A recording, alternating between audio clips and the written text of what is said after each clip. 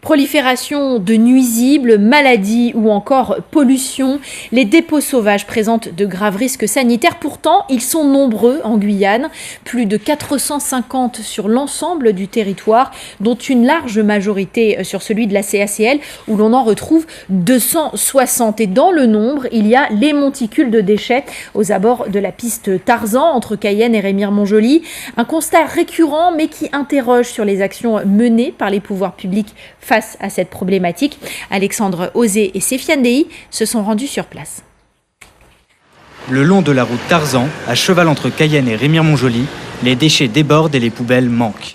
Riverain depuis 20 ans, Gerson Oliveira constate l'accumulation d'ordures en face de chez lui. On est vraiment gêné, dispositions chimiques, visuelles, et en plus que je suis en face. Donc je prends tout ce qui est... Bon, le vent, il me ramène de tout. Il y a des rats. Route des Encens, un autre dépôt sauvage a pris forme depuis maintenant plus de 5 ans. L'association Sentinelle de la Nature avait alors alerté les pouvoirs publics, mais aujourd'hui, rien n'a changé. On a toujours des dépôts de grande ampleur, on a toujours des mélanges avec l'eau et une propagation de lixivia. Ces dépôts sauvages représentent de grands risques sanitaires pour les habitants du quartier Tarzan. On est en contact avec l'ARS et on voit aussi que là où il y a beaucoup de dépôts sauvages, on a aussi des risques très élevés de contracter des maladies comme la dengue et la leptospirose. La communauté d'agglomération du centre littoral de Guyane, dit CACL, est responsable de la collecte des déchets ménagers.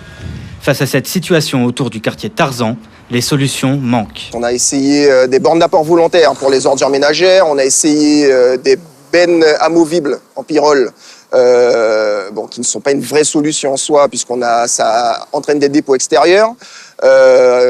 Pour l'instant, rien n'a vraiment marché. C'est avec un grappin que la collecte de ces dépôts sauvages a lieu, malgré de nombreuses difficultés liées au câblage pirate ou à la dégradation du sol.